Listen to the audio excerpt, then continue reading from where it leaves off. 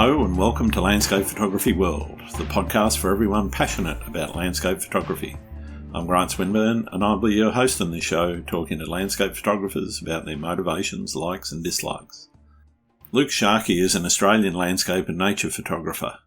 Passionate about inspiring people to travel and see the beauty of the world around them, Luke originally trained as a quality assurance professional with a Bachelor of Science degree and has worked for some of the world's largest food and beverage companies, ensuring the quality and integrity of their products.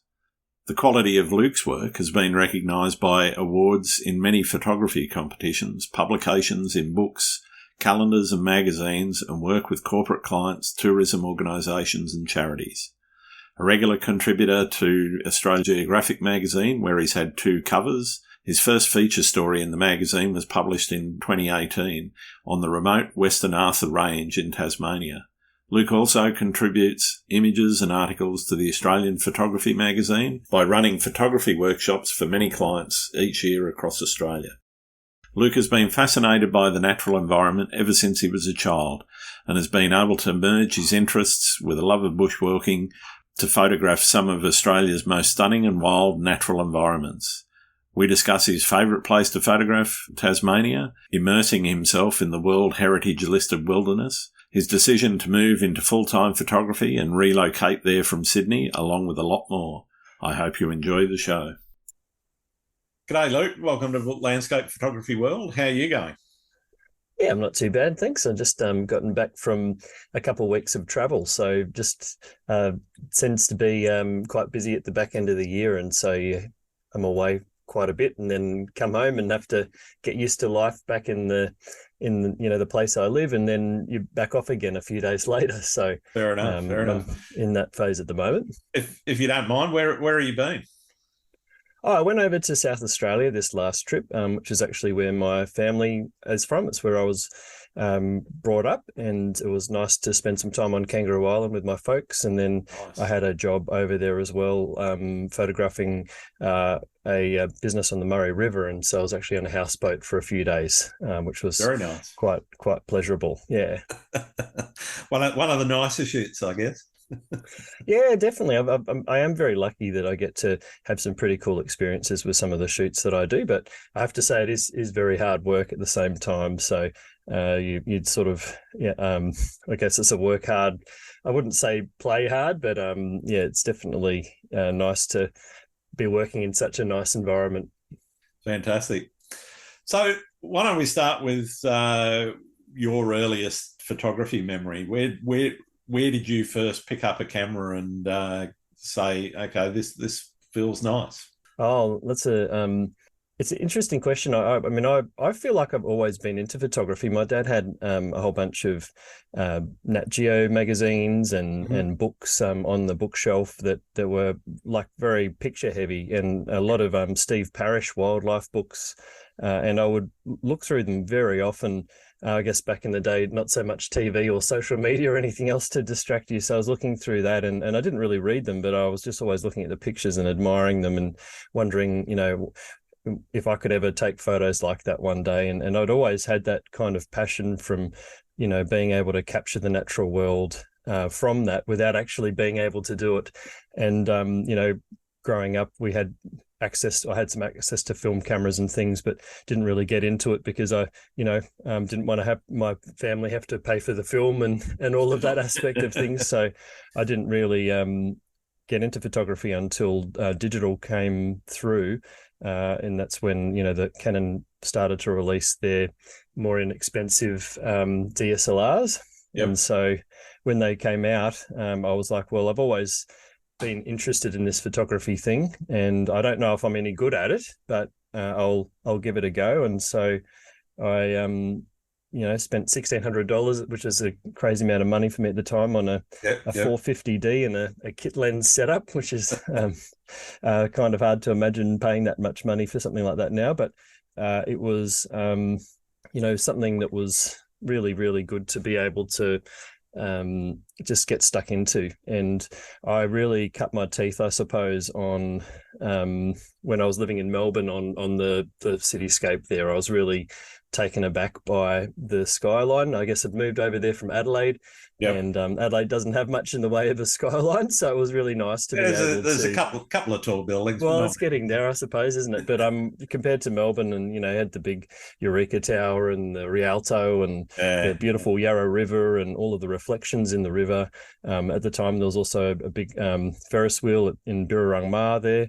It was just a really beautiful cityscape, and so I really got stuck into cityscape photography, and would be going out after work every night, and I worked out that blue hour was probably the best time to be photographing, when there was still a bit of residual ambient light in the sky.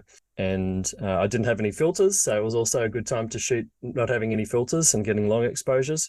So and that's sort of how it all began, really. Shot a lot in Melbourne. Nice. You've moved on from Melbourne though. Now you're in I think in Australia, one of the best landscape photography locations in Tasmania now.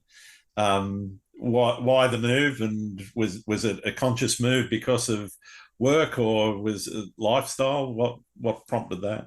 Oh, yeah. Well, I actually did a stint in Sydney in between. So I had a corporate career. So I was actually working as a microbiologist and a food scientist and quality assurance representative for the Coca-Cola company. And so I was like a corporate seagull, like flying around to all of the different capital cities and doing audits and all of those exciting things. And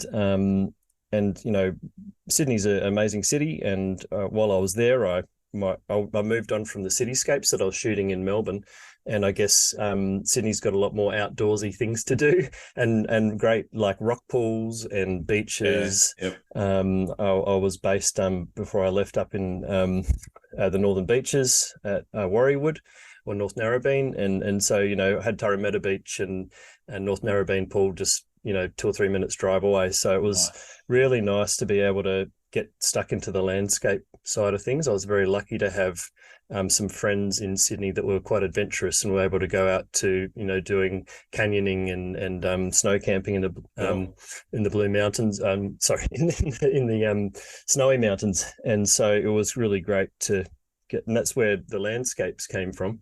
And then my passion for photography essentially took over the passion that I had for the career that I had, and had to make a difficult decision, I don't think it was difficult, but it was one that I labored on probably for a few years, about quitting my career. And so I quit it.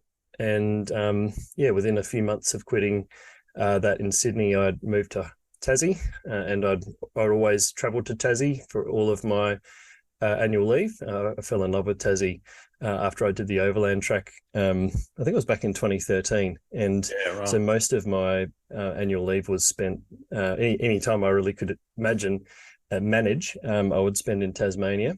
And that really was my place. And so having the opportunity to move down there, I sort of took it straight away. I didn't have any family or that many connections in Sydney outside of the work that I was doing. So, so that's how I ended up in Tasmania. And it was purely, it's probably the first time I moved where I'd made the decision for me rather than a career or anything like that. So it was quite a big deal. Talk us through a little bit about that decision to go full-time photography. Were you, everyone's conscious, you got to make money out of it, got to set yourself up. Did you sort of try and build up a bit of a cushion before you pulled the pin, or were you sort of starting to transition before you got to the point where you actually pulled the pin? So it's always a good idea to have a bit of a nest egg behind you before you do that. And I did have quite a lot in the bank in terms of savings. I guess that was one of the benefits of having a high-flying corporate thing going on. Sure. And I also was able through that time to purchase a lot of equipment as well. So I'd very much set myself up with professional Sony equipment. Shout out to Sony. and so that was really great to have all of that behind me. And so that gave me a lot more sort of a feeling of security in terms of taking the plunge. And I guess from a decision itself, I really was, I sort of said that the passion for photography overtook the passion for work. But I mean, my passion for work was really not there at all. So from a decision perspective, it wasn't so much about whether I'd enjoy doing photography. It was more about, like you're saying, the financial aspects. Mm-hmm. And at the time also, I'd worked on, while I was commuting to work, I had an hour commute from the Northern Beaches into North Sydney.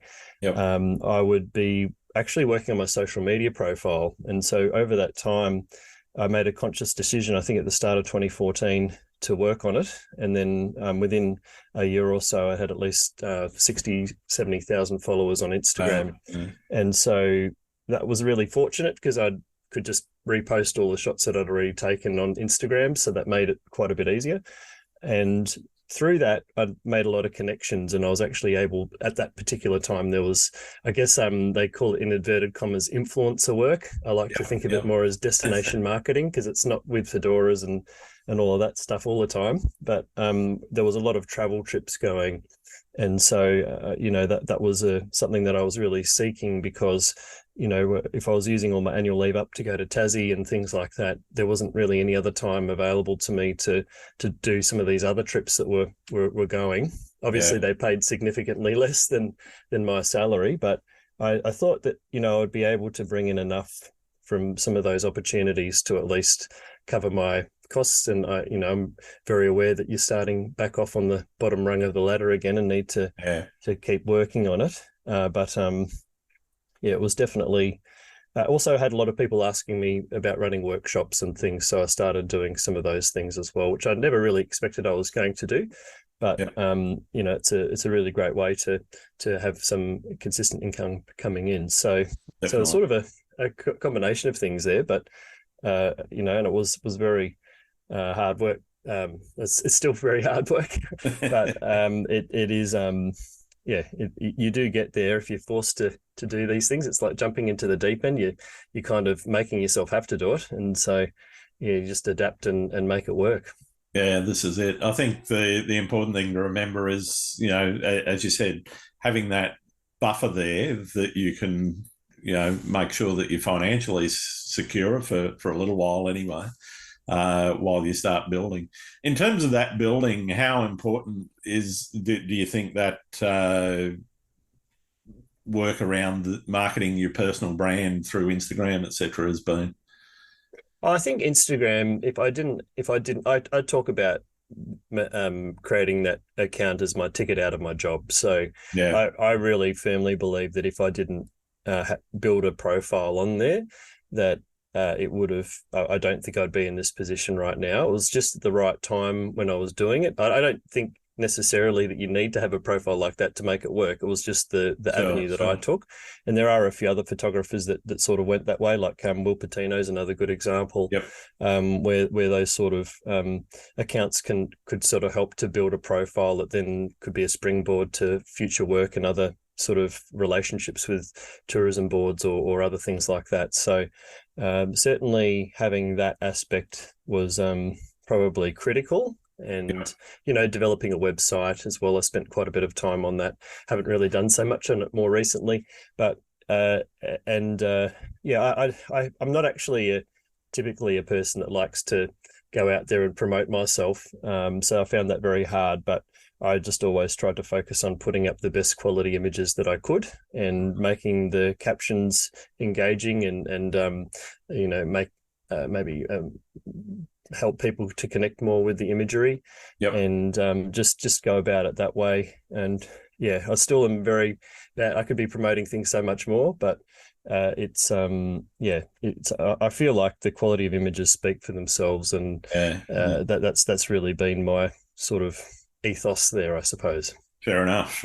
Do you think the boom time of social media is kind of over with that influencer style, I guess, account, or do you think that's just evolving into more videography and moving to that short form video sort of feel rather than the still images. Yeah, I think that the day of the social media trips are certainly over. They really were backing off quite a bit, sort of 2019, and then COVID sort of just killed it. Yeah. made the end of that. There was obviously no point at that time, so I think. I don't know if it's going to come back how it was. I think there's enough content out there that people can, user-generated content, essentially, that the quality of content's getting very, very good. And so it's a lot easier for people, brands and things to reshare content that's already been created. I'm finding most of my work's coming from product launches and things where there's more from a corporate perspective or technology and that kind of aspect rather than destination marketing so much. And I actually really love those jobs. I actually feel like they were the best work I've ever done in terms of you're getting paid by a tourism board to travel around a destination, and quite often the other people traveling with you are very good friends of yours as well, and you get to just have complete freedom to create whatever work you would like. So, but the pay was really not anything to live off of. But having said that, we still had full access to it. Lots of pay by exposure. Well, like I just was saying too, though, like we had full access to the images afterwards. So they would actually sometimes purchase the images from us. So that's additional income, or it's just a really great portfolio build. So it's not necessarily a sort of you're doing all this stuff for free when you can sort of lay it out there. And plus also the relationships that you can build with those organizations as well is really beneficial. Yeah. I want to move on to some of the stuff that's more personal to you. Yeah. What is it that you're chasing most in your photography? What motivates you creatively? Well, I think I've had a lot of thinking about that in terms of what is it about photography that's kind of what makes me tick with it. And I think if I could distill it down to one word, it's beauty. And the beauty of the natural world. And it's not just the natural world, mind you. Like there's anything that's beautiful. I'm very interested in capturing and being able to just create something that's beautiful and help and provide that to the viewer so that they can have I don't know, a better day having seen something nice and have it on their wall or see it on their feed. If I can create something beautiful, then that's a contribution that I can make to society, I suppose. Absolutely. So I think that's the main motivator. And also another one for me is moments in time as well, and being able. I very much enjoy being able to. It's interesting. I had a conversation with someone more recently about the power of visualization and visualizing an image, and the argument was that if you're visualizing things, then you're not going to be adaptable or things like that, which there's some truth to. But for me, if I can visualize an image, and then I can actually plan for when the conditions are going to be right for that image, and go in and actually execute that image and create sort of exactly what I'd visualized, or sometimes maybe even better or slightly different, but it's similar. I guess I get a lot of enjoyment out of that as well, and so that does drive me quite a lot as maybe a personal challenge, or just I don't really know exactly the motivator itself, but I do very much enjoy that too. I was going to ask there, have you found yourself doing that more often now, having thought about it, or was it just something that you're always kind of doing but weren't really conscious about it? Yeah, I think there's a few factors that have changed. I think when you start working for yourself, you actually have a lot less time. When I was working full time, I had the weekend, I would just go somewhere and I had the weekend to do something. You're driven to that timeline, you got to be there. And you just make the most of it. But now I can actually pick and choose when I do things. And so it's very important that, return on investment's such a terrible way to look at doing photography. But at the same time, if you've got limited time, anyway, you're it's much smarter to look at the conditions and plan for when they're right, and then execute a plan and get the shot, rather than spending time and missing out. So, but that's I guess because I've got those particular shots in mind, and that's just the way I approach things. Other people are much more exploratory, and they don't have shots in mind and just come up with things. And I do that too, mind you. But for me, there's just something special about seeing a amazing subject, maybe a big rock arch, and then realizing you're facing west when you're looking at it, which means that the Milky Way at some point is going to be over that rock arch. And then maybe you want the moon to be lighting up the face of the rock arch. So you can actually, work out the dates that would actually happen, and astronomically then work that out. And then actually be able to execute that and make it happen. And I think I get a big clouds. Yeah, well, that's right. But then, you can get very good at predicting and planning for clouds as well with the software. And if that doesn't work out at the location that you were hoping to go to, then you'll just change tact and go with somewhere else. So, and I think another thing that motivates me now that I think of it is being able to conceive of those sort of shots, and then, potentially no one's shot it that way before. And for me, there's always a huge power in terms of being able to create unique imagery, and that's one way that can be done. So I think that's probably a big part of what drives me in that respect. Yeah. Okay. So in terms of that planning process, how long would you spend in the planning of one of those shots that you visualised? It might, conditions might not be right for a year, I guess, for some things. So it might pop into your head to go and shoot that arch. And that, okay, well, I've missed Milky Way season this year, so it'll have to be next year that I do it. Yeah. Is it that kind of length of time sometimes? It can be. Yeah, it definitely can be. There's a couple shots that I really want to get that. There's only a handful of dates each year that it works, and some of them are also quite remote locations as well. So, there's a huge amount of physical commitment to get to those places to be there at the right time as well.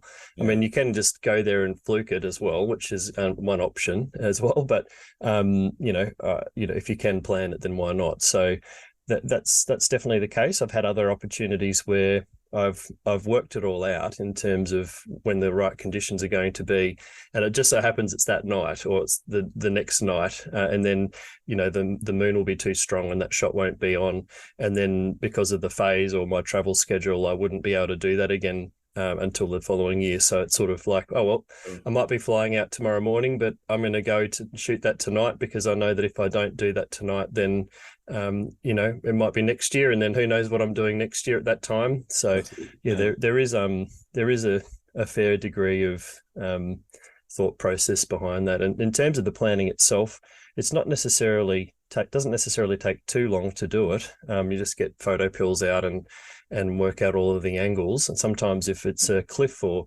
there's something more, it's a three-dimensional sort of thing where you need to know what height the Milky Way is going to actually be to clear a subject, then you might have to use some other software that, like Google Earth or TPE 3D, to actually work out timings and things if you don't have all night. And so those sort of aspects, I might spend an hour or two on that. And then if I work out that works on other dates, then I'll actually put them into my calendar as well, and just so that I can see coming up that might be an opportunity, which I can then match with the weather. So so there's a fair bit that goes into it.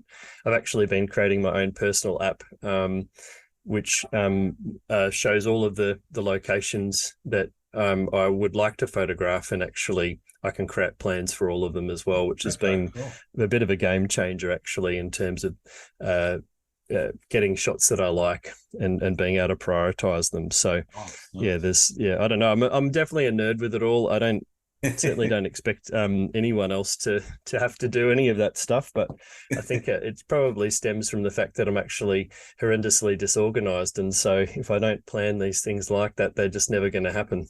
Fair enough. When did things click for you that your photos shifted, I guess, from taking a shot of an experience, i.e. what you see in front of you, as opposed to doing something more artistic with it? Yeah, I don't know. I see one thing I really struggle even to look at my work as art. I know that might Okay. not sound right to some people or not, and I'm certainly not suggesting that I don't feel that it could be, but I don't actually think of it that way. Wow. I guess Okay. I just see it as a creative process or something. I'm just capturing something beautiful, and what's the absolute most beautiful conditions? What's the, how can I do it in the best possible way? And so, Yeah. it just might be the way my brain works, but I'm definitely trying to just to distill that down as best I possibly can. Mm. And if if that makes it art, then that's awesome, and I'm certainly open to that. But for me, it's just about capturing the moment and being able to present that in the accurately and in a way that is engaging as well. Yeah. Yeah. Yeah. How would you define success in your photography? I don't like. I don't know if I like the S word very much. Okay. Yeah, just because, like, you Well, I know, mean, you go out, you take your shots, you come back, you process them, and you go, "Yeah, it was okay."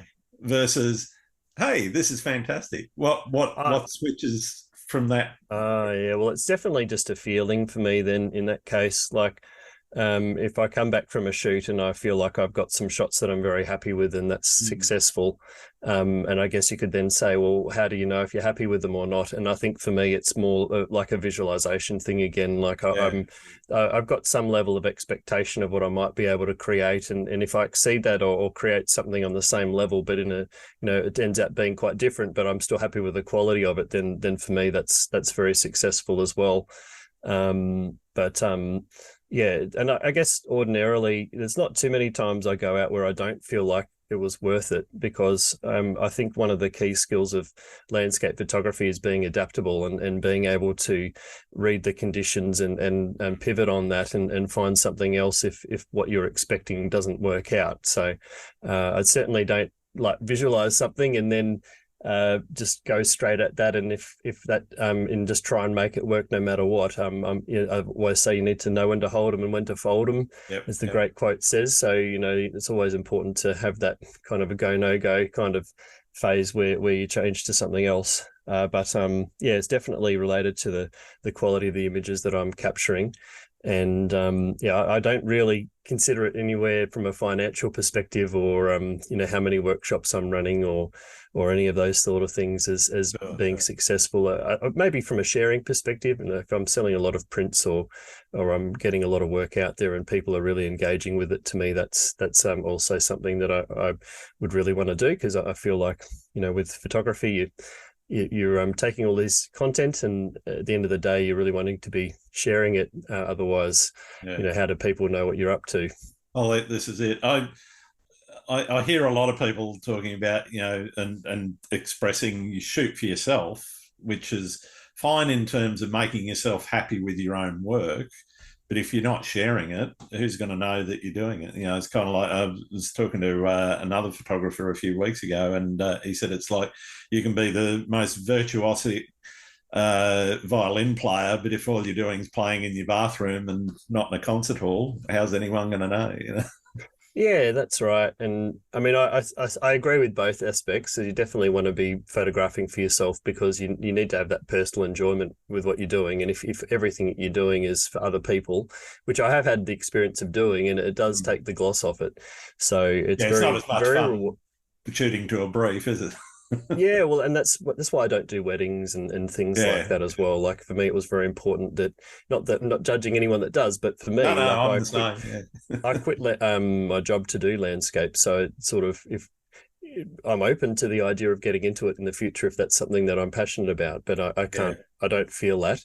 Maybe you shouldn't knock something till you try it. So there's definitely that going there. But I have been quite steadfast in the fact that I should really only be working on projects and things that are aligned with what I'm interested in. And if I start to divert from that too much, it can you can start to feel more like work rather than your passion, and I think that will burn you out in the end. So Absolutely. Yeah. so that's something just to really I'm really careful with. Mm. In terms of that passion, how would you describe the feeling that you get when you're out in the field? It's Well, yeah, for me, it's basically I basically do lose myself, so I'm not even thinking about anything else but taking the pictures. Mhm. So, well, I am thinking about my personal safety and at making sure I eat Sure. and where to camp that night or whatever. But in terms of, I it is pretty confronting after a trip actually coming home, because I haven't thought about everything for 5 days or however long it's been Yeah, yeah. that I'm out, and then all of a sudden everything you had to do and your whole life just floods back onto you. So that there's a bit of a flip side to it, I suppose. But for those moments when you're out there, it is quite blissful in a way, because you really are. It's like, I guess you could say it's like a meditation or an intense focus, and I try to keep things where I'm just focused on, I'm just taking photos now. And I actually, when I'm home, I quite often don't take many photos on a day-to-day basis, and then I'll go out on these trips and I'll take thousands and thousands of photos. So it's a very all or nothing thing for me, how I Yeah. operate, and I feel like that's nice to be able to get home and then switch off from it as well. And then Mm. it's nice to go out and then be just completely intense with it, and just total immersion. So Yeah, yeah. nice. If someone asked you to describe your style, what would you say?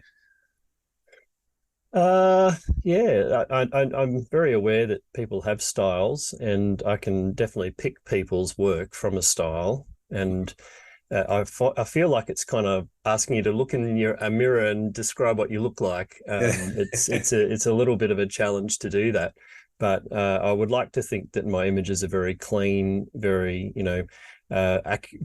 true and accurate to the scenario. And I'd love Yep. for people to sort of see that and go, "Wow, it's actually like that there. That's amazing." Mm. So, and also, yeah, it's beautiful. I'd like to really love that people think that of my images. And I'd like to have a strong subject generally as well, Yep. and some sort of lead into that subject, or some sort of astronomical figure, or other sort of natural occurrence happening around that as well. I really enjoy focusing on wildflowers, or when I go to a location, will be what's different about this location this time, and I should really focus on that. So it's a lot of the time it's with different environmental situations that might only happen at certain times. So that can also be a factor. I'm aware that's not really talking about as much of a creative style as content, but I think I'll leave it for other people to describe what my creative style might be. Well, I guess the follow up for me is always, how do you feel that is developing for you? And is it still developing? Is it something that you consciously think about in terms of your creative style, or is it something that you kind of go, okay, well, it is what it is, and it'll evolve on its own? Yeah, I think it's, for me, I have had times where I've reflected on that, and now I don't really. The only thing I would look at is, for example, I really love black and white, and I really love infrared photography, and I really don't do very much of it. And a big part of that is actually that social media doesn't really reward Yeah, it that kind doesn't of play well there, photography, does it? which is Instagram. I yeah, I know think if I'm Vero putting might be a black and little bit white up. better. I've Yeah, been getting into that a bit, but I've been on Instagram for a long time, and certainly have tested black and whites a few times, and the response is always yeah, much less than, and not that it's about that, but you do want to maintain an audience and sure. keep Sure. people looking at your images. But I'm very keen to do more of that. So I think it's more about what aspects would I love to engage with more. I'm actually interested in doing a little bit more environmental portraiture type work. Hmm. I really enjoy drone photography, and so getting into that a little bit more. So yeah, it's just trying to find, I guess, new and different areas to focus on, and I'm always trying to find something that's a little bit different, or a bit gives your work a bit of an edge. There's so many so many photographers out there, so it's always nice to focus Absolutely. on techniques or things that sort of make your work stand out a little bit. Yeah, yeah. One of the things that you've done, I say recently, but it's been going for a few years now. You teamed up with Paul Hole and Nick Monk, and you've got your YouTube channel, Talking Landscape Photography, which, for those that haven't seen it, it's one of the best landscape photography channels out there. Oh, thanks. How did that start? How did you team up with those guys, and what's the genesis of Talking Landscape Photography? Yeah, well, I think Nick and I had always talked about doing a podcast or some sort of thing just to talk about landscape photography, which is no Yep. surprise. That's where the name came from.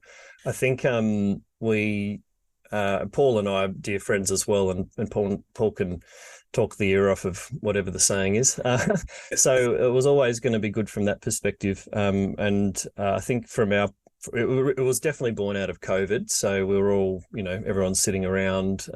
People didn't know what to do, and we thought, well, there's no. Why don't we sort of create a place where the photography community could actually tune into and get some information on well, at that time it was at weekly, which is pretty intense frequency actually to do a live show like that.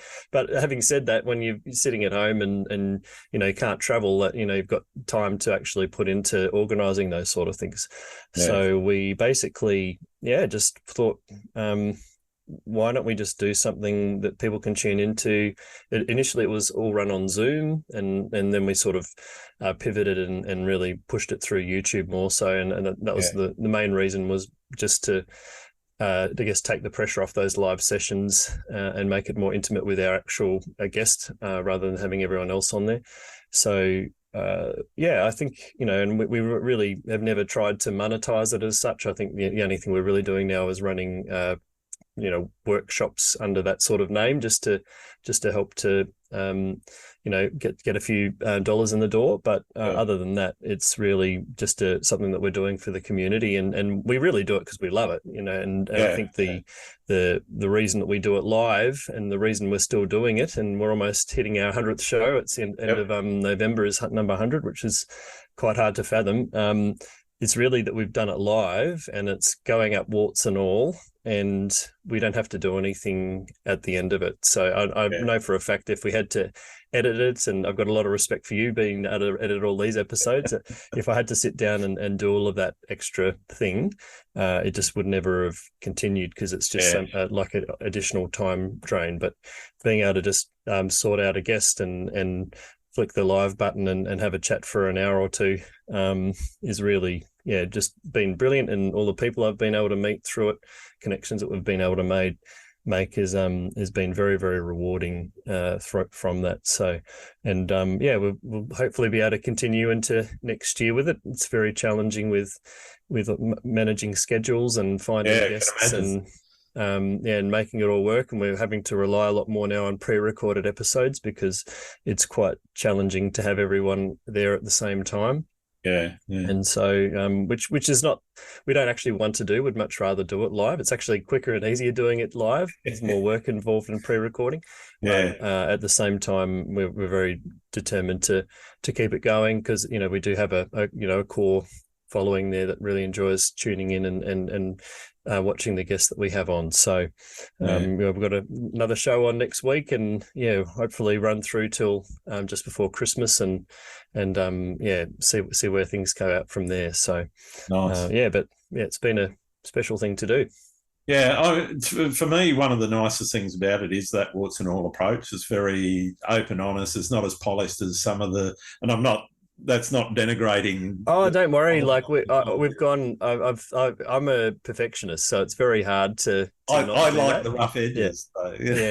So, but we just have to. Either that or it's just not going to happen. So, and that's I think that's one reason why the following hasn't been astronomical, because it's we're not, they're long form chats as well. A lot of people don't have that amount of time. That's it. We're not putting production value into it. It's all about the content and the discussion, and there's been some incredible guests and information that I've learnt from the time that we've been on there. So it's really great to think that we've talk to all these people, and some of these people mightn't have had many interviews, and you can actually go on YouTube and hear all about their story and their Yeah. photography, and I think that's a really special thing. And I think the other part of it, which I certainly can't do with an audio podcast, is that you can actually see some of the people's work. Which That was actually another big motivator too, and yeah, Paul's a fantastic critiquer and judge as well. So and just being able to like have an image up on the screen and actually be able to discuss it is a yeah, huge asset. And I know that podcasts are very easy for people because they listen on their commute and things like that. But there's quite a power to be able to actually look at an image and actually discuss it, or play a video and see what the content is there. So that kind of format I was always attracted to. I would really love to be able to have a clips channel where we can just cut out like all of the amazing little nuggets of information that's yeah. been there over a period of time. Maybe one time we'll have some time to actually do that. But yeah, that's definitely a big factor there. Yeah, fair enough. In terms of where you shoot, obviously living in Tasmania, you spot for choice with lots of different landscape types. You've got seascapes, you've got mountains, you've got rainforests, some of the best and most pristine rainforests in the world, let alone Australia. What's your favourite place to shoot and why? Oh, yeah, that's a favorite's an interesting one. I mean, yeah, my favorite's definitely the southwest of Tasmania. And I don't get there very much because is a challenge to do it, Yeah, and not also well, from not the many timing and people all of do that. because there's not too many Yeah, roads. well, yeah. There's not a lot of you can't just drive up to some of these beautiful views and park Yeah, in the car park and take a photo. they take commitment. And, Yeah, they do, and but that's all part of the enjoyment. It's in type 2 fun or whatever they call it. yeah, Being able to get out there and it's a visual journey to get to these places. You're in the wilderness. The landscape's doing what it's done for tens of thousands of years, and you're just a spectator to it. And yeah, you're part of the wilderness. You're walking through it. It's all over you. It's in your yeah. boots. It's in your hair, whatever's left of it. It's And sucking so your blood. yeah, exactly. Yes. So, and you're sleeping in it, you're listening to it all the time. Like it's such an immersive thing to do. And on top of that, having I definitely think some of the Southwest locations are the most beautiful places in the world. And to have that on your doorstep is pretty incredible. But yeah, you do have to. I always say you have to work hard for it in Tasmania. It doesn't often come to you on a Yeah, little platter there. You can't just get chop it into many places, and it was very very much looked down upon to do that. So that's one area that I very much connect with, and don't spend a lot of time there, but when I do, it's very rewarding, and it's challenging work. And yeah, also in terms of sharing images from those locations, it's a very sensitive area and very challenging to get to area. So you don't want to be parading everything around and telling people where everything is, and encouraging people to do things that may be beyond their capabilities. mm, So there's also those kind of aspects to consider with that. But yeah, I definitely. think that's definitely where I would be saying is my favorite. Okay, cool. In terms of where you live, how do you feel that influences what, but also, and to me, slightly more importantly, how you shoot? I'm really interested in that nexus between location, technique, and subject, and Mm. how people sort of interrelate those three things. Yeah, well, I think it's a really interesting question, and Tasmania's kind of got a lot of heritage, I suppose, in terms of great landscape photographers and wilderness photographers. And I have to admit that probably my greatest inspiration is someone like Peter Dombrovskis, who Mm, is a very famous wilderness photographer, and he's created, or over those years, there's definitely a Tasmanian style, and it's a very straight up kind of landscape. You're not really tinkering with anything. You can yep. certainly enhance it, but the idea is to respect it and to present it truthfully. And so that's definitely part of my process. Doesn't mean I don't touch things up here and there, but it's not like dropping in skies or moving things around or warping or anything like that. So that's sort of an important part of it for me. And I guess you could also say, because I'm putting so much planning into these shots and trying to execute them in real life, I suppose I'd much rather create a magical image in the camera than a beautiful moment in Photoshop. And so for me, it's really important to be able to say that that's what was there. In terms of, I really like more recently getting up closer to subjects and helping them to fill the foreground and using the foreground to help tell the story. I'd love to do that even more. It's very challenging to do, and I find it hard to have patience sometimes to do big focus stacks or some median stacks of 45 panels and stitching all that together. It's not really what I do. I much rather take one photo and do it right in one photo than having to put all of these photos together over a course of days in post processing. But yeah, I love Pandani, which is a local, Tasmanian endemic species, which looks like maybe the top of a pineapple or something like that. Yeah. Beautiful plant, and that makes for incredible foregrounds. Looks amazing in infrared. And different flowers like Scoparia, which is related to Pandani actually, and all sorts of other native flowers and Fagus as well, which is the native deciduous beech tree that we have around Cradle Mountain and other areas. So there's always these annual occurrences that also excite you to get out. And obviously you've got your auroras and other bioluminescence, other natural events. So working with those as subject material is really important as well. And then incorporating those, it's all well and good to have Scoparia flowering or Fagus or bioluminescence, but how do you put that into a greater image? It should be a great image if that bio was there or not. So how do you make that work? And so that's for me tying it all together and making it balance and harmonize is then the challenge with that too. And sometimes it just doesn't work, and I don't feel like it was a success, I suppose, with the S word there. But other times it does. So I don't know if I answered the question directly there. That's a fantastic answer. I mean, I've found obviously the whole spectrum from people that haven't really thought about it, or they tend to travel to take photos because they live in a city and they're suburban area. It's a bit like me. I'm an hour from the beach, but seascapes are my favourite shot. Yeah. Oh, absolutely. And you're based up in Sydney, wasn't it? Yeah, I'm based in Sydney. Yeah. So you got like the seascapes there. I still feel like it's the best seascape location in Australia, really, just in terms of if you had to live somewhere. Yeah, they're on the Sapphire Coast. I reckon the Sapphire. Oh, yeah, Sapphire's pretty good too. Yep. Definitely. My mate Davey Rogers down there. He's got more than enough to keep him busy down there. So yes, absolutely. I can totally agree with that. Yeah, but I think some people do think more deeply about that. How they interrelate between where they are, what they're shooting, and how they're shooting. And for me, it's really about have you thought about it? What do you think about it? And when does that come up to the surface, I guess? Yeah, it's interesting you mentioned that, because I definitely do have very strong kind of personal decisions that I've made, I suppose, that I don't do this, I do that. It doesn't mean that I can't try and experiment outside of that and be completely rigid to it.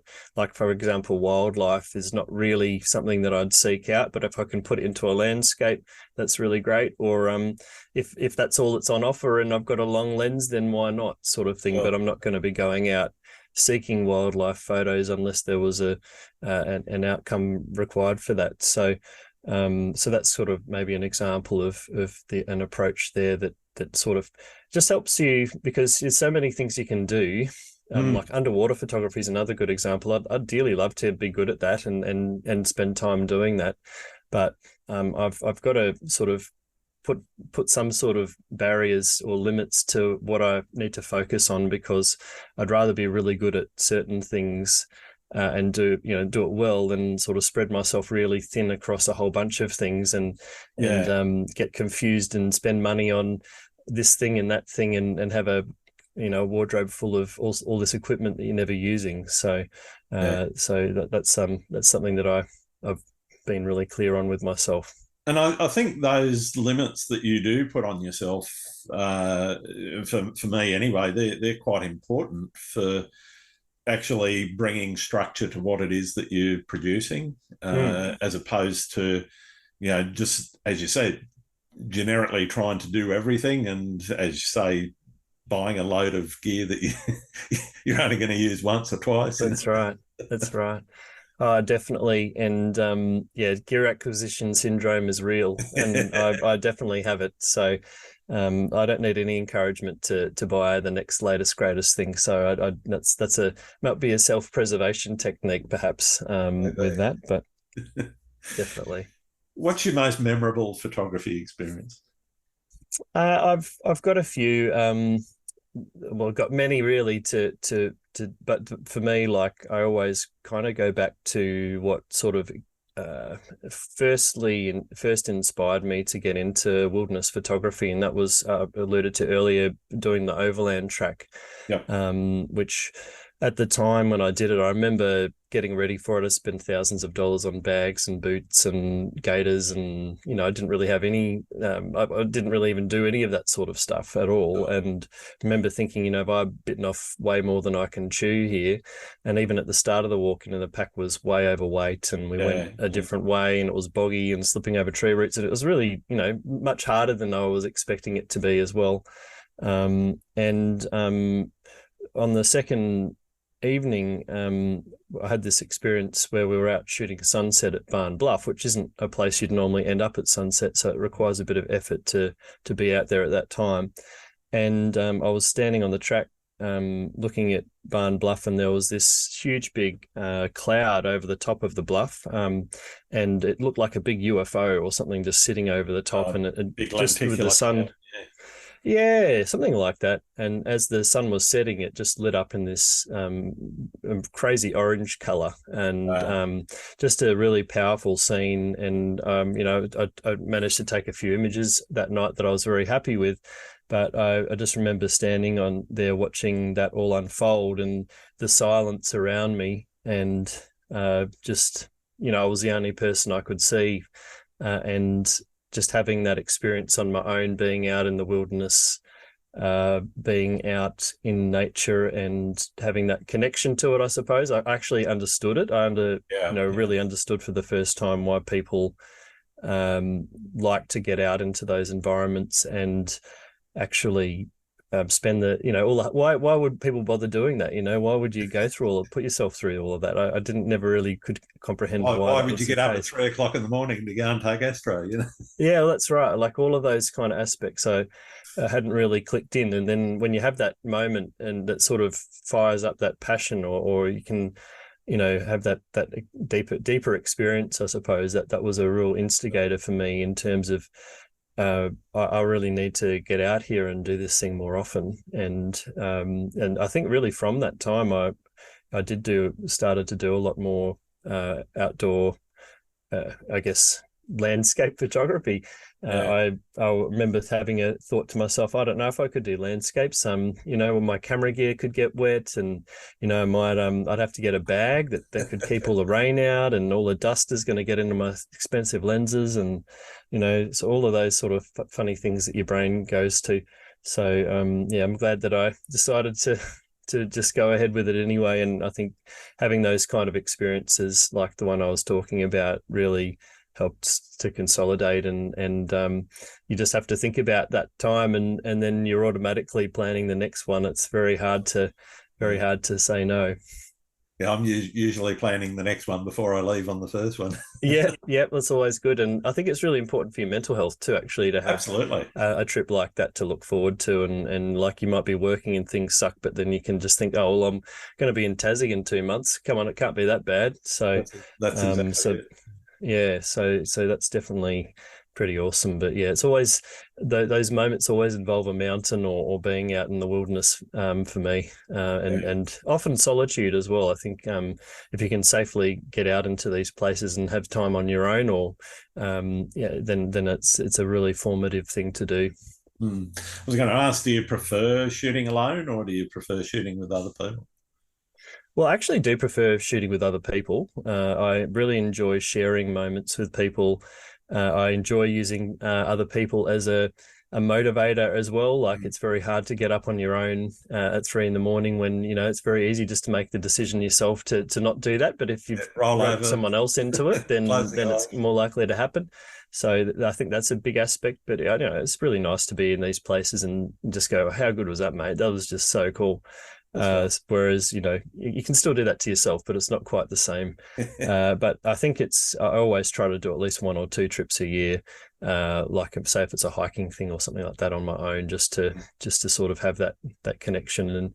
And we had a guest on our podcast, Martin Hawes, who's a really very, very experienced outdoorsman down here, and he the massive advocate for the solitude and the I think it's very hard to fully comprehend and experience a wild place when there's other people there, because you're naturally talking to them and you're not fully taking in what's going you're not on. Concentrating on the experience as much. Yeah, but I'm not certainly not saying that when you travel with someone else, your photos aren't as good or anything like that. In fact, I really enjoy working or shooting with other people, and been very fortunate to photograph with some other amazing photographers and understanding and seeing their process, seeing the locations that they're seeking, which is quite different. I really enjoy shooting with my good friend Ben Mays, who he's very focused on the smaller scenes and the more intimate scenes, and I'm not normally doing that, and so it's really nice to photograph with someone else that has a different approach and help you to sort of expand your horizons a little bit there, or maybe don't look at the horizons and look down and see the other things. So certainly both is just as good as each other, and it's good to have a balance between that. And I do feel like my balance is probably a bit out. I should probably do some more stuff on my own, and so I'll have to make sure I schedule that in. Yeah, I love shooting on my own, but I also love the fact that you can be standing there with 3 or 4 other people and everyone comes away with something completely different. Even though you're there at exactly the same time, you might even be using the same shutter speeds and similar settings.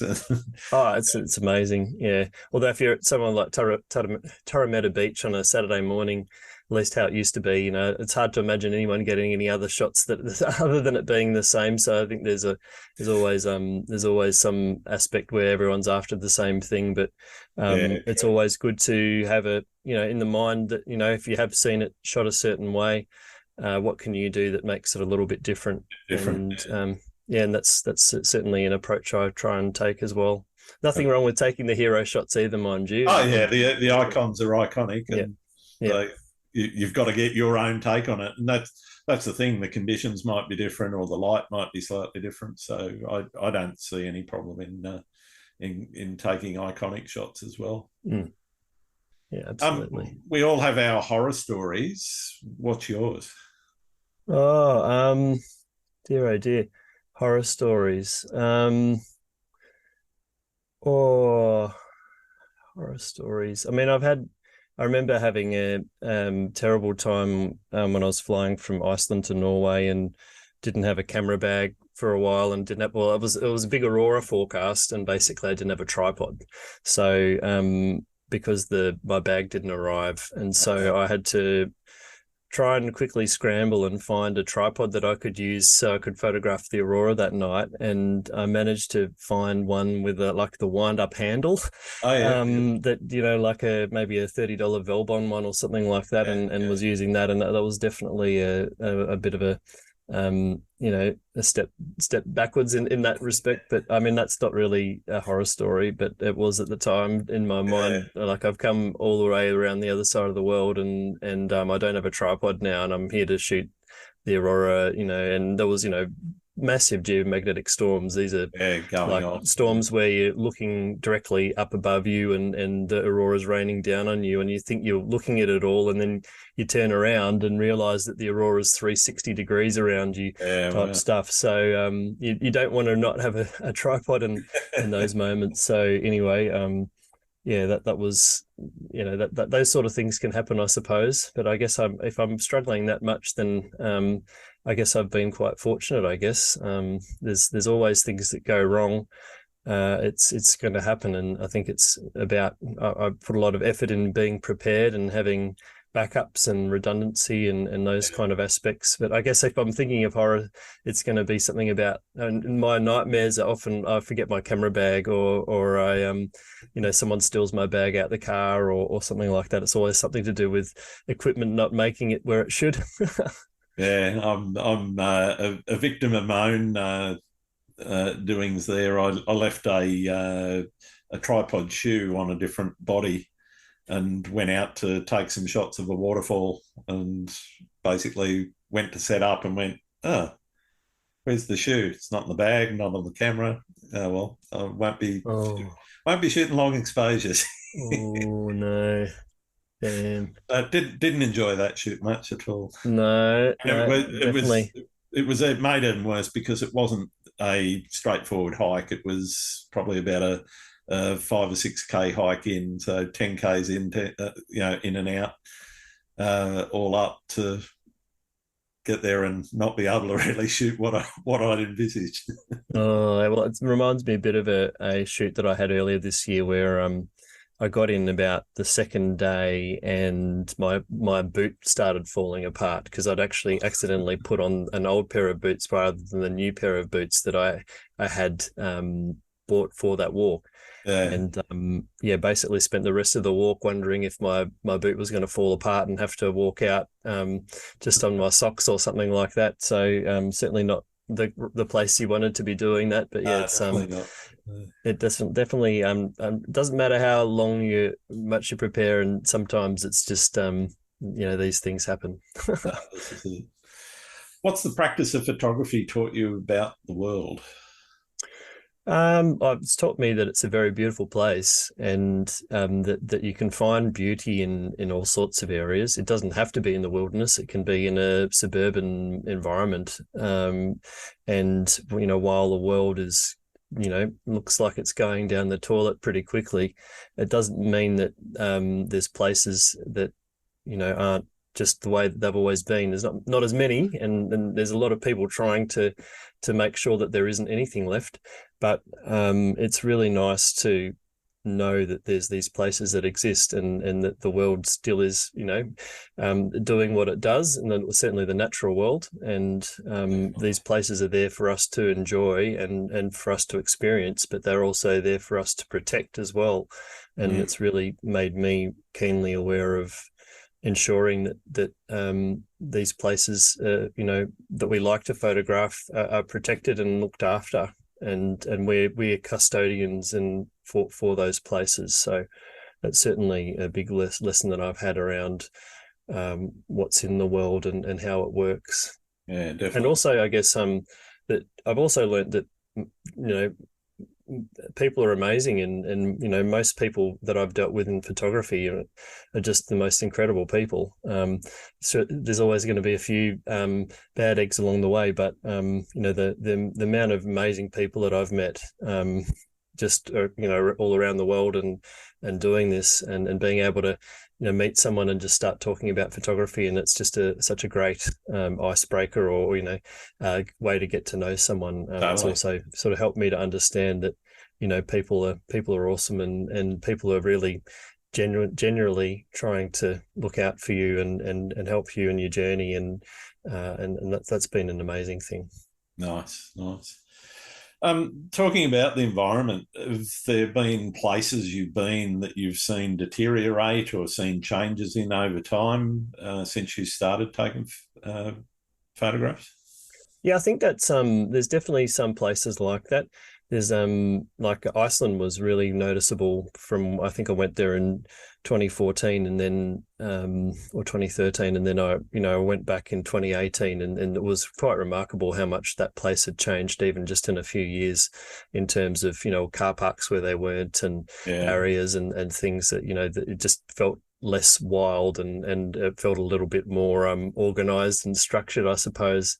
And Tasmania has that happening as well. There's certainly other places that have changed quite a lot. Even I went to Kangaroo Island, as I mentioned earlier, and I hadn't been there for quite a long time, and that had changed a lot, also through fire, but also just through the development that's been going on down there too, which is a natural thing.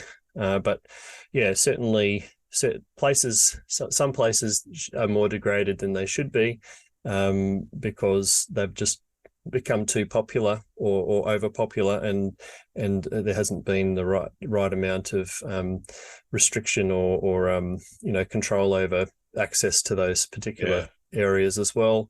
There's also places that people say are targets for that, and they're not, or they're overstated as well. So it does go both ways. But in general, there's definitely that trend. But I'm also of the opinion that everyone should be able to see these places if they would like to see them, if they can treat it with respect, and also get there in the right way, and researching things, understanding what's involved, and doing, being respectful about it. Unfortunately, it's not really, I think, a lot of the time photographers at all that cause the damage. It's actually the people that the photographers inspired by posting their images. So I think other photographers get a lot of flack for causing the damage, but it's really the people that get inspired by that, and so it's a really challenging space to kind of wrap your head around. That I'm trying to create work that is beautiful and people can connect with, and often when people see something that's beautiful, they want to see it for themselves as well. And so you're inadvertently, I guess, if you're an influencer, you're influencing people to see these places. Definitely. And so we have to be very careful with messaging, and communicating where sensitive locations are. And I actually worked on a decision matrix on what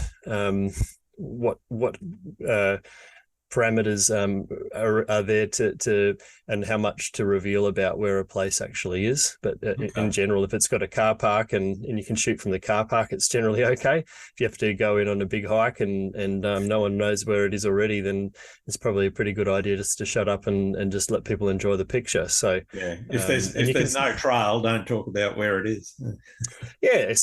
Definitely, and you don't have to, there's no need to even mention it. You can still talk about what's in the image, but there's kind of no need. I think a lot of people naturally feel like there's they have a right to know if it's up online, but it's definitely not the case. I wrote something once, that there's no shame in not revealing a location's name. It's not you don't have to do anything if you don't want to. So, and you can always just tag it something as Tasmania if you had to, or the national park, or whatever generic, as well. Yeah. So you don't have to be so specific with things. And so that's definitely a lesson I've learned over time. I definitely was much more naive when I was posting earlier on, when I was still pretty green and fresh to it all, and definitely changed my approach since. But yeah, there's definitely everyone is an influencer if you're putting out shots online. Doesn't matter how big your audience is. If someone's seen it, you've influenced them in some way. And so everyone has a responsibility to a degree to message responsibly in the images that they're putting out there. Absolutely. And both from a safety perspective and access, but also from looking after the place when they're actually if they choose to visit. So I think it's getting a lot better that way. But and people are getting more adventurous these days too. There's a lot more information out there about how to do these sort of trips and where to go and those kind of things. So it's a that sort of question and love to death kind of aspect, and talking about that kind of thing is a discussion for the ages. Really, it's always going to be a challenge for any landscape photographer. That's I can't say people shouldn't go there. I went there, so what right do I have to say that? That's so exactly it. It's more about being responsible about it, because as I was saying, I put a lot of time into planning and working all this stuff out, and so it's not like I'm just doing it flippantly or just so it's it's definitely something to consider. Definitely.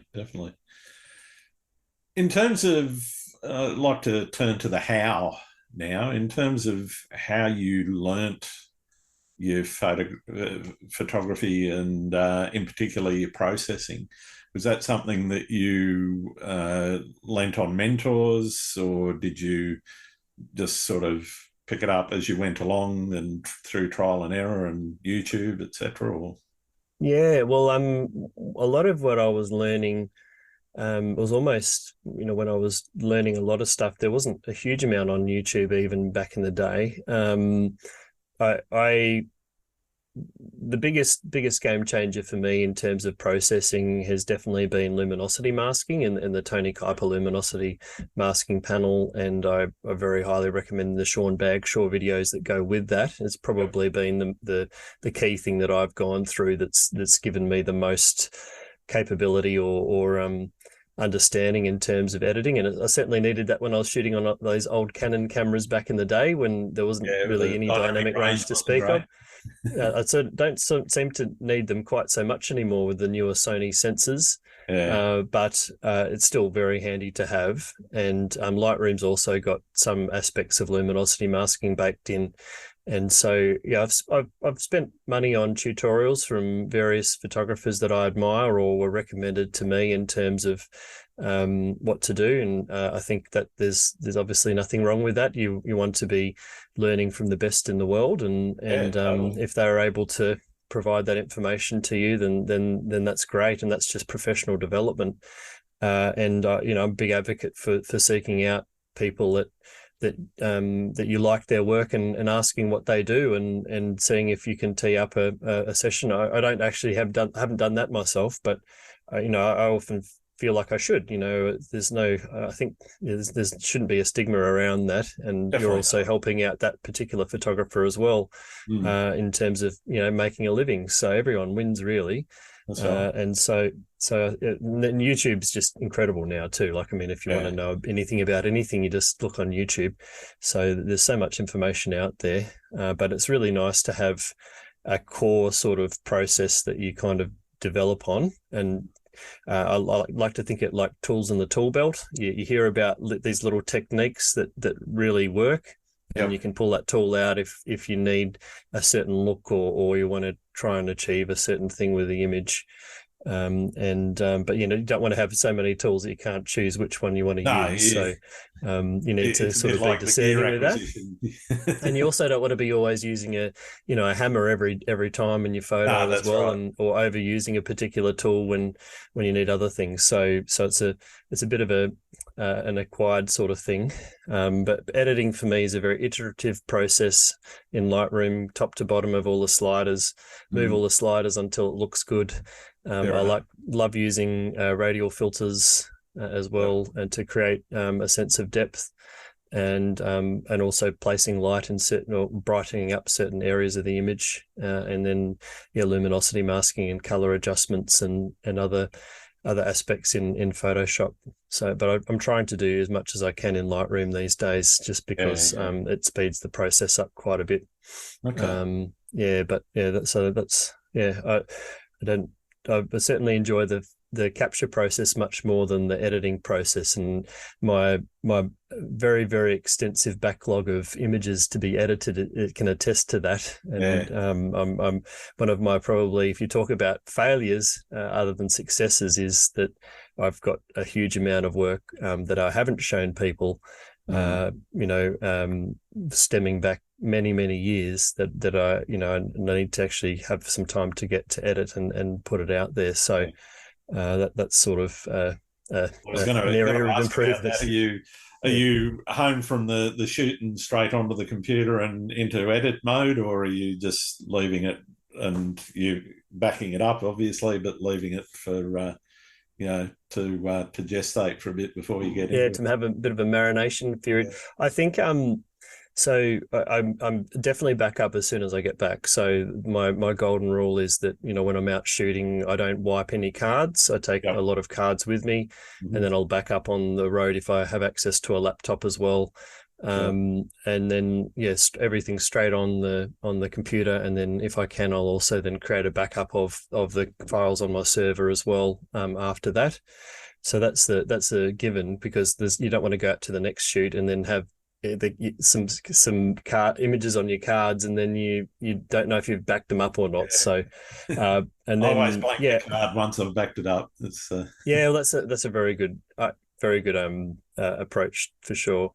And but it's very mood based for me with editing, and I need to be in the right mood, or I need to have often, unfortunately, I need to have an outcome in mind to edit something. It's not necessarily something I do from a recreational kind of approach. And like earlier this year, I did a very ambitious project of 100 in 100, where I was posting 100 photos in 100 days. And I did that entirely to have an outcome for editing, and forced me to actually edit some pictures, because otherwise I find it very difficult to do that. So I have to sometimes play some tricks with myself to make that happen, and very much admire people, say like Will Patino, who can just edit up a whole gallery of images and just and put them out there from a 3 months of work or what have you. It's I would ideally love to be able to do something like that, but my process just doesn't work that way. So, and I think it's important to not try and shoehorn yourself into a process that it isn't. No, definitely. You've got to do what works for you.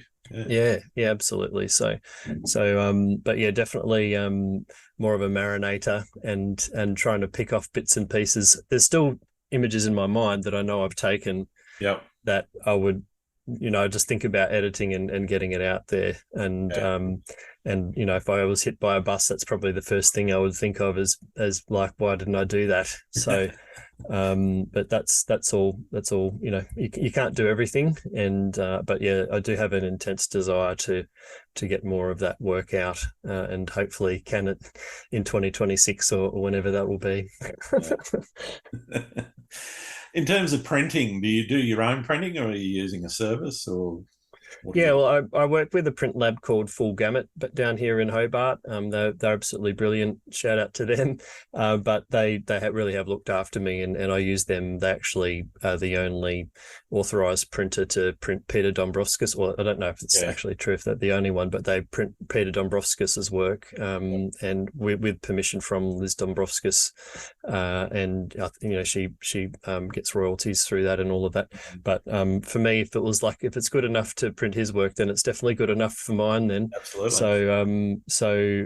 But I also do print my own as well, and I'm really happy with the quality that I get. I actually feel like it matches really well the quality that Full Gamut do. And I use Canson papers, and use the same papers and profiles that they do, so that really helps as well. But yeah, I really enjoy printing. I don't do it a huge amount, but when I do see that print come off, it's definitely a really nice feeling to see it in physical form. Yeah, I think there's something really satisfying about getting that, whether it comes back from the service or getting that paper out of the printer and just seeing the image there, and it's got that tactile feel to it. Oh, it sure does. Be nice to have some more space to actually put those up and be able to admire them more. But I'm really want to get more prints listed up on my website, so I can sell a few more of those and get them onto people's walls would be really nice. And I'm hoping to have an exhibition next year and a few other things to sort of kick off a bit more printing in that as well. So, but yeah, that's a side of things that it's a bit of a mysterious area for some people when they're starting out. It certainly was for me. I really had no idea what to do. I feel a lot more confident with it now. And if you have the right process with your color management, and a really good printer, either a lab to work with or buy your own printer. And I've got an ISO calibrated monitor as well, which really helps. Yeah. Then that's all going to tie together really nicely. And now if I see the image on the screen, that's exactly what I see on the paper. It's quite amazing, really, to see it come through so clear and sharp and the same colours. It is quite a joy. Excellent. Have you ever hit a creative wall, and if so, how did you handle it? Oh, I definitely have. And I remember I actually messaged, I think I'd just been on a workshop with Peter Eastway, and oh, it might have been back in the day, there was the focus group, and we did a trip, and Peter was on it. And I sent him a message afterwards, actually, and said, Peter, I'm going through this bit of a funk, and I'm sure you must have had something similar over a period of time. And he said, yeah, well, why don't you just try doing something a bit different, like black and white, and then I was like, yeah, no, that's a great idea. So I actually did a lot more black and whites and got into the infrared and things like that, and that really gave me a big kick. And so I think for me, it's about just if you're finding it challenging, then try maybe doing something a little bit different. I have to admit that hasn't happened for a long time. The only issue I really have now is more about burnout and having time for things. I've got an endless list of things that I could shoot, and I fully expect that I will shoot those things one day.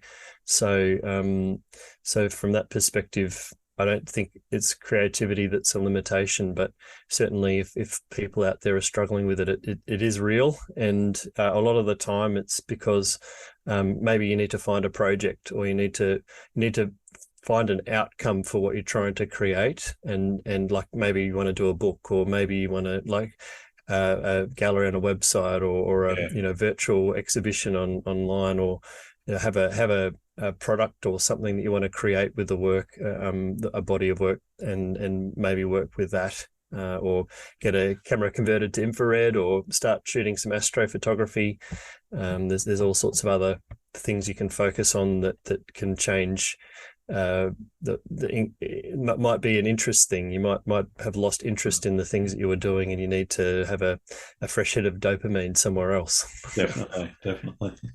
Great advice. In terms of projects, what's next for Luke?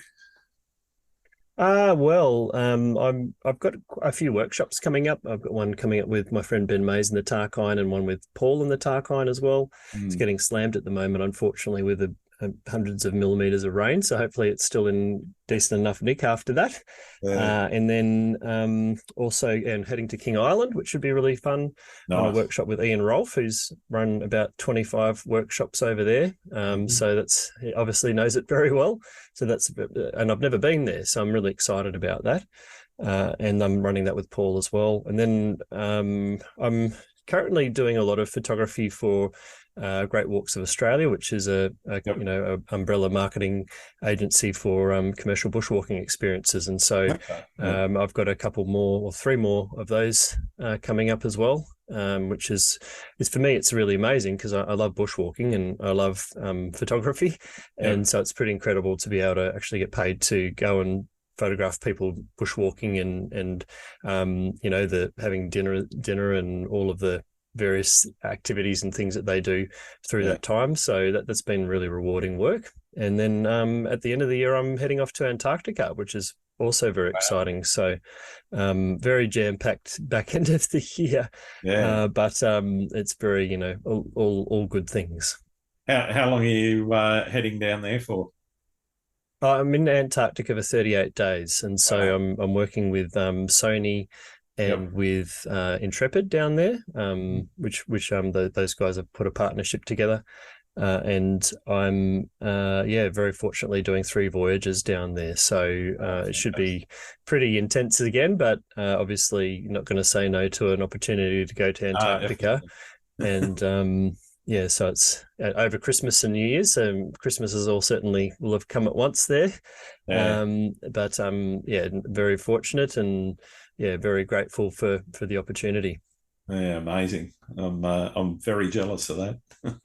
Yeah, well, certainly. I never thought I'd actually get down there, so it's Yeah, quite remarkable, I suppose. Doing this landscape photography gig is definitely, I wouldn't say a financial one, but from a lifestyle one, and being able to see the world and being able to have a bit of personal freedom, it is quite amazing. And so I guess that's the spin-off benefit, I suppose, of making that sacrifice in terms of having a consistent income and knowing where all of your rent money is coming from and all of those kind of aspects. So, yeah. absolutely.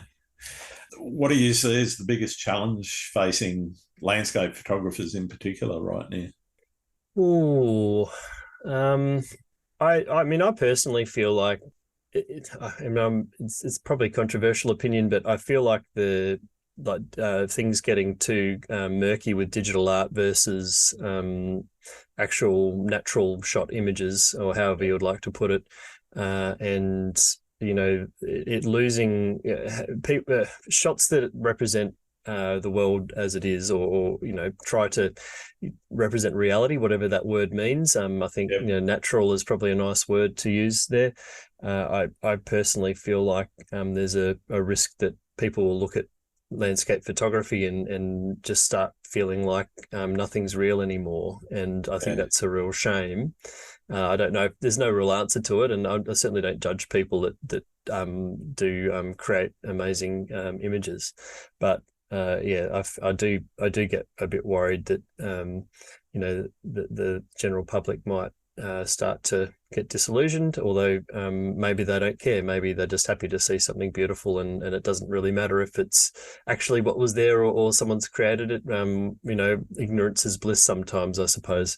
maybe. So I probably, like, I don't think about that as much as I used to. Mm. It used to really bother me. Now it's just I have to just think about what I do, and just I know what my work represents, and hopefully people that see that can also appreciate that. But yeah, it's hard for me to think of anything else in that sort of space other than that kind of an argument, and it's the argument for the ages, really, anyway. Definitely. And some would say that the argument shouldn't be made anymore. It's over. It's all talked about. That's the end of it. But realistically, Well, it's a composites have been around since the beginning of photography almost.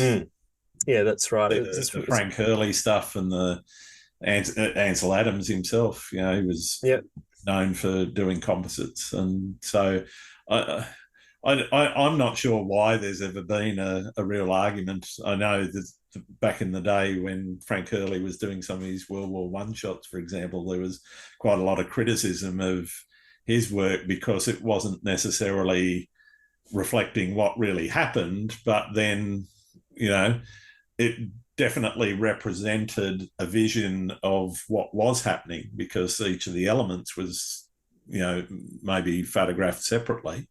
Not only that, I think the technical challenge of doing that with the old silver glass plates as well at the time was probably a fascinating experience in terms of working out how to put all them together. yeah. I sort of feel a part of it might even be to do with, is what we're doing art, or is it like Well, this is it. documenting a Yeah. place as well? And certainly in the Tasmanian context, there's certain photographers that I know very, very well that would find it completely abhorrent if someone was to go into a wilderness location in Tasmania and then create a series of composite images, or manipulating the landscape in some way. Yeah. And one could say, well, that's kind of, people can do what they want, and they absolutely can. But the point being that there's not many of these wilderness places left, and Yeah. so the idea that we need to augment something that is what it is, Naturally beautiful. naturally beautiful, and is in there's not many of these sort of places left, and we still have to fiddle with those ones too, I think, is Yeah. where that No, sentiment's coming I from. go along with that as well. Yeah. Yeah, yeah. So that's quite an interesting perspective to have as well on that particular argument. But Definitely. you can only well, I think argument's probably in the wrong word. It's just a perspective, I suppose, and there's no real, there shouldn't be an argument. I think it's just more about, I think people get worried that others, maybe the general public, are getting misled sometimes, or what have you. And I guess there's folks like me that put a significant amount of work planning to get the Milky Way in the right place. And if the Milky Way is not in the right place, or the sun didn't do this or that, then I'll have to come back next year. But then you could have someone else that turns up there and goes, oh, well, I shot the Milky Way last night and that was great, so I'll just pop that there. So, the argument about how much does it matter, how much effort was put in to take the image, and there might be a bit of ego and emotion that comes along with that, perhaps. Or definitely. Is that but is there also like an aspect where you just have to come to peace with those sort of scenarios. So that's where it becomes a personal thing, I think. And what are you trying to get out with it? What do you enjoy about it? And in that sort of example, I really enjoy when all the elements come together that you'd been planning to happen, and you just it's one of the best feelings in the world. And so you really want to. That's why I do it. So, I don't get that feeling when I'm in Photoshop dropping in a sky. So, no, that's right. So I guess that's where my view is on that, I suppose. But it's, again, no criticism to people that do that. But it's just, it'd be a boring world if everybody agreed with one another, wouldn't it? Well, that's very true. It's very true. So, it is nice that there's people out there that can really just let loose and really create these most amazing scenes. So it's all good. What do you like to do when you're not out shooting? Well, I mean, what do I do? I mean, I work on my business a lot, so I'm always, there's no shortage of work. Let's put it that way. But I do like going out on walks. I like going out, catching up with people, and that kind of aspect, being a bit more social. I suppose a lot of my work is travel. So generally, when I have time off, it's actually at home on the couch, or try not to do too much. That's sort of my idea of a holiday, I guess. So I can't really even go on a holiday, because if I'm somewhere and there's a beautiful sunset, it's just incredibly hard to not take advantage and take some shots. So I want to go on a holiday somewhere beautiful, so it's going to happen. So I'm a bit of a nightmare to go on holidays, like traveling with, because you can't really, it's very hard to disconnect with that. So for me, it's a lot to do with just resting and relaxing, and I don't know, what else do I do? That's probably about it. I love to get into gardening more and those kind of aspects too. But it's just finding the time. I guess one could say that when you've got a whole bunch to do, you fill in all of the gaps with other things that you needed to do. So there's not much of that, and that's where the burnout can come in. So it's also a matter of trying to balance that as well. So when someone has the perfect formula, let me know. I'm very keen to hear it. I'd definitely like to hear it too. Are there any photographers out there you think I should be talking to on the podcast? I have to admit, I don't know your back catalogue extensively, but certainly my friend Paul and Nick, they'd be brilliant to talk to. Sure. I think you've spoken to Ben before, and Will as well. Yep. Those guys are great. Have you spoken to someone like Ben Good in Sydney, in South Australia? Or I've hit him up, but I haven't got him booked yet. So okay, yep. And Dylan Toe as well. Sorry, go on. Dylan Toe is fantastic as well. Have a look photography. There's I could go on for many years with that. But I pretty much recommend anyone that we've ever had on as a guest, and we're always we're in a similar space, I suppose, in terms of... Don't worry, I'm always combing your list as well as national. Well, it's always nice to see who's also open to talking, and it's not everyone that is as interested as others in doing it. So that's always nice. And I think I know for myself, I absolutely love talking about my journey in photography, and I think most photographers love talking about themselves. So it's always a pleasure to be able to do that, and I love the idea that something that I might say might inspire someone else, and so I really hope that that's also something that comes through, and the passion that I have can maybe rub off on other people as well, like it has from other people that I've met. So it's all it's really just a nice thing to talk landscape photography. Absolutely. I've got one more question, and for most of my listeners, it's probably the most important, and it's a really big social issue. Do you like pineapple on pizza? Oh, yeah, absolutely. I didn't even have to flinch then. Yeah, I love tropical burgers as well, like pineapple and Yeah. burgers. The Yeah, pineapple on the burgers. yeah, It's not yeah. a I burger don't. unless it's got pineapple on it. Yeah, I don't. There must be some chemical thing that goes on that turns people off so much, or a textural thing, or something like that. But Could be, yeah. I I mean, certainly. I know pineapple juice has, if you marinate steak in pineapple juice, it softens the fibers significantly. So maybe Yeah, could be. Yeah, there's some of the enzymes that are in there, some or of the something like enzymes that. don't react well with some people. Yeah, And also, I think the pineapple can make pizzas go a bit sloppy too sometimes if yeah. you You haven't you gotta drained it or anything like that. But gotta keep it yeah, keep like it dry.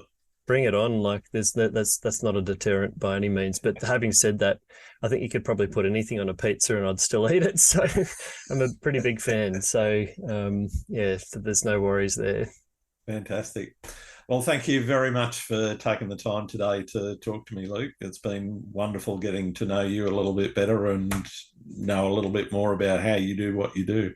Where can people find your work? Yeah, sure. Well, I've got my website, tscharke.com, which is probably less updated than it should be, but there's also my social media, which probably is not updated as much as should be either, but at Tscharke, and then also Twitter, Luke Tscharke, and then confusingly on Facebook, I'm Luke Tscharke Photo. But yeah, and that's probably the best places to find my work across those sort of areas. Most active probably on talking landscape photography at the moment on our YouTube channel. So you can look that one up as well. So I'll make sure all of those are in the show notes. oh, brilliant. That'll be great. All right. Fantastic. Thanks very much, Luke. Great talking to you. Oh, you're very welcome, Grant. Thanks for having me on. It's been awesome. Pleasure. Thanks again for listening to Landscape Photography World. I hope you enjoyed the show and keep listening because I'll be joined by some great guests in upcoming episodes. You can find my work in this podcast at grantswinburnephotography.com. I'm also on Vero, Twitter, YouTube, Instagram, and Facebook. I'm Grant Swinburne. Hope to see you out shooting soon.